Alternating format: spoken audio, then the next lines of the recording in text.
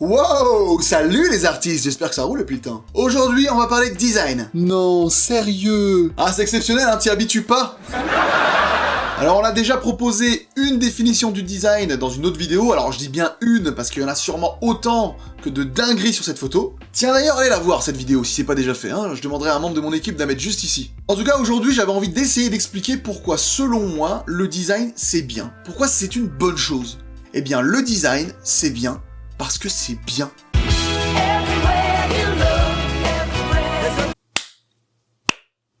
Bon, on va quand même essayer d'aller un peu plus loin que ça. Générique. Celui du début cette fois. Hein.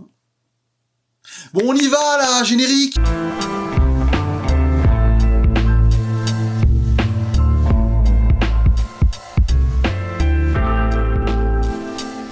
Ah, le design, ce monde magnifique dans lequel se mêlent créativité, innovation, ergonomie, équilibre, fun, rigueur, bref, la quintessence de la vie. À peine exagéré. Commençons par parler d'habitat. Je parle pas du magasin, je parle de la notion d'habitat, de chez soi.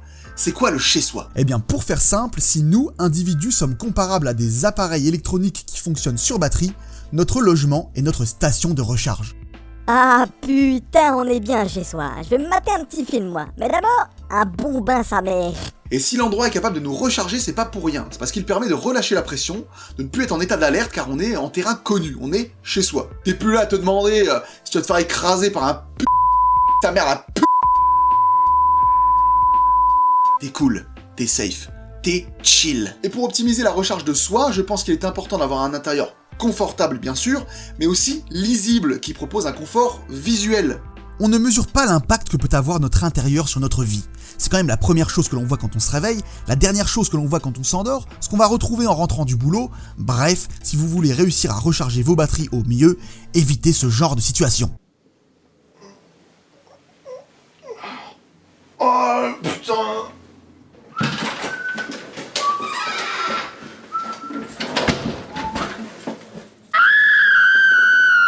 Non seulement la manière dont on range nos affaires est importante pour ne pas nous retrouver à nouveau en état d'alerte une fois chez nous, mais la manière dont on compose nos espaces est tout aussi importante. Comment placer les éléments volumineux, comment gérer les circulations, les matières, l'éclairage, les couleurs. Ça paraît dérisoire, mais je peux vous assurer que chaque choix de mise en espace a des conséquences sur vous au quotidien. Même si vous ne percevez pas toujours consciemment vos espaces, ils dialoguent directement avec votre cerveau. Tenez par exemple, pourquoi les panneaux stop, les sens interdits et autres feux rouges sont rouges?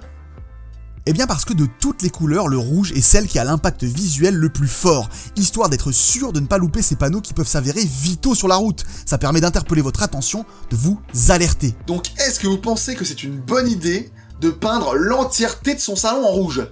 Eh bien malheureusement non. Chérie, on se mettrait pas une petite couleur dans le salon là?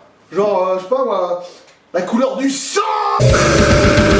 Pour vous aider dans l'aménagement de vos intérieurs, vous pouvez bien sûr faire appel à un architecte d'intérieur.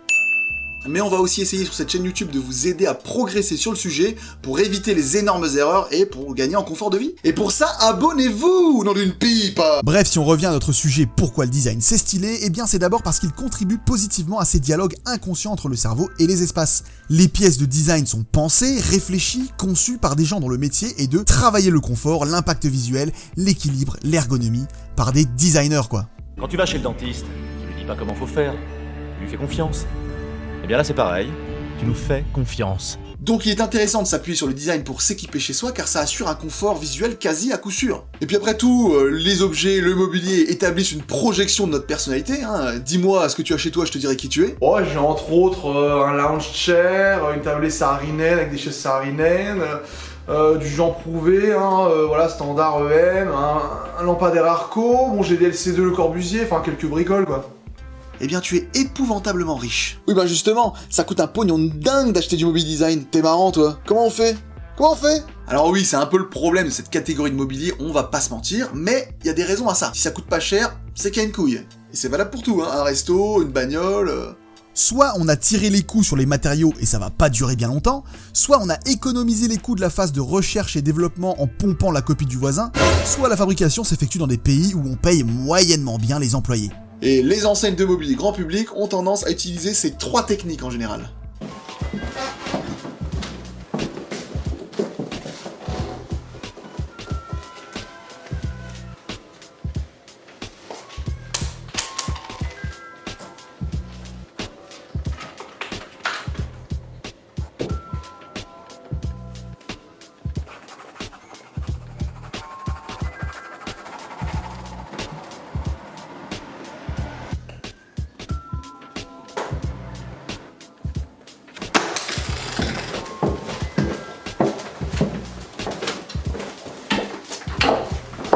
Hey, vous ai déjà parlé de notre nouvelle étagère en casse-croûte à souris? Une qualité de fabrication impeccable. Venez, achetez.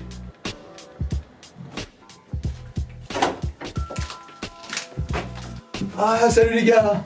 Ah, yes, hey, impeccable finition. Continuez comme ça, c'est magnifique. Super. Beau boulot, tiens, votre salaire, je l'ai sur moi.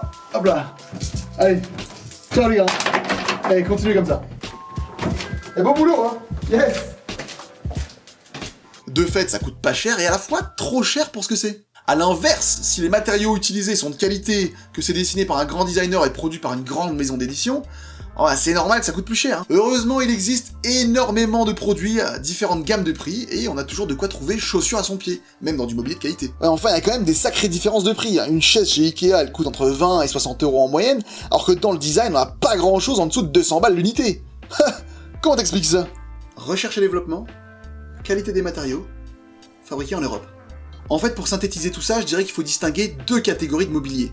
Le bien d'équipement et le bien de consommation. Un bien d'équipement, comme son nom l'indique, est un bien qui va permettre de s'équiper. Mais attention, je parle de s'équiper sur la durée. Si t'achètes un meuble USM par exemple, ça coûte plus cher qu'un meuble Ikea, certes, mais il sera debout après toi le truc, et après tes petits-enfants mon gars. D'ailleurs le meuble est évolutif pour que tu puisses le transformer si besoin, pour changer sa fonction par exemple, mais on en reparlera dans une autre vidéo. À ne pas confondre avec un bien de consommation. C'est pas un terme péjoratif en soi, c'est vraiment l'utilisation qui est prévue pour ces biens. C'est-à-dire que vous achetez, vous consommez et vous jetez. On connaît tous ces meubles qui ne survivent pas à un déménagement parce qu'ils ne sont pas faits pour durer. Donc quand on achète chez Ikea, il faut être en connaissance de cause. On peut pas aller se plaindre au SAV 2 ans après en disant « Ouais, c'est de la merde, ça tient pas la route, machin chouette ».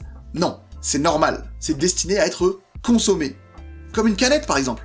À ce propos, dans les années 30 aux États-Unis, la révolutionnaire canette s'impose face à la bouteille en verre, car plus légère, moins fragile, donc plus facilement transportable. En 1936, l'une des plus grosses sociétés de production de canettes, la Continental Can Company, lance une campagne de pub avec pour argument de vente sa jetabilité. On y voit un pêcheur tout content de jeter sa canette après l'avoir consommée plutôt que de gérer une bouteille en verre consignée. Et ouais, avec les canettes, plus besoin de s'emmerder. T'achètes, tu consommes, tu jettes.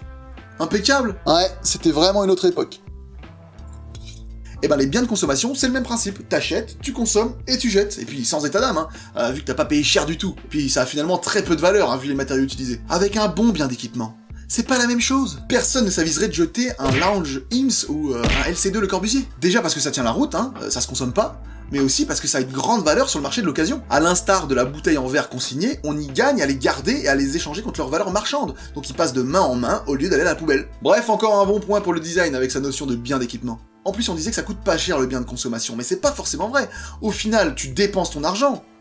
Autrement dit, tu le perds, tu le récupères pas à terme, vu que tu fous tout à la poubelle. Alors que dans le design, si tu sélectionnes bien tes pièces, tu dépenses pas ton argent, tu l'investis. Ça revient à placer ton argent dans ton salon, plutôt que sur un compte en banque, et c'est quand même plus sympa d'en profiter visuellement. Ah, ça te rapporte un pourcentage des placements dans ton salon, toi. Comme ce qu'il y a sous ton matelas, ça te rapporte un pourcentage aussi, peut-être. Oui, monsieur, si tu pars du principe que les prix chez les grands éditeurs augmentent de 2 à 3% par an, ce qui est le cas, je te l'assure, dans 10 ans, tu revends ton truc, soit au pire, t'auras récupéré ta mise, au mieux, t'auras gagné de l'argent. Donc désolé, mais un point de plus en faveur du design. Pour finir, aujourd'hui, un des vecteurs de consommation dont il faut se méfier, c'est la mode. Et oui, on a parlé d'obsolescence matérielle avec les produits bas de gamme qui ne durent pas dans le temps, mais il existe aussi l'obsolescence stylistique due à la mode. Quand il paraît démodé, on a envie de changer notre mobilier, alors qu'il est peut-être tout à fait en forme, ce qui pose des questions sur l'impact de la mode sur notre consommation et sur tout ce qui en découle, notamment les problèmes environnementaux, qu'on peut plus ignorer à un moment donné. C'est stop. Au contraire, le mobilier appartenant à la catégorie du design permet d'éviter les contraintes de style dictées par la mode via des pièces intemporelles qui traversent les âges et que la mode n'altère pas. C'est vrai que cet allume-gaz Alessi ne vieillit pas, putain. Si on résume tout ça, le design c'est bien parce que ça apporte du confort visuel, c'est fiable dans le temps, ça perd pas sa valeur, voire ça en gagne, et ça traverse les modes, le temps, sans rides, sans rien. Nickel, tout est dit.